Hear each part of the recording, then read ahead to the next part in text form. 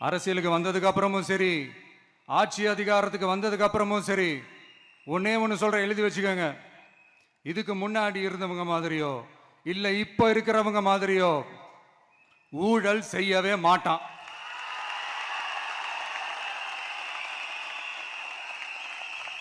ஒரு பைசா தொட மாட்டான். எனக்கு அது அவசியமே இல்லை. புரிஞ்சுங்களா உங்களுக்கு? எனக்கு அதை தொட வேண்டிய அவசியமே இல்லை.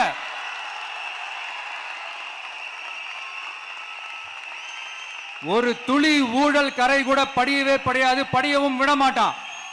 நீங்க கேட்கலாம், இது என்ன சினிமாவா, இதன முதல்வன் படமா, ஒரே நாள் நம்ம இவர் எல்லாத்தையும் கிளீன் பண்ணிடுவாரான்னு நீங்க கேட்கலாம்.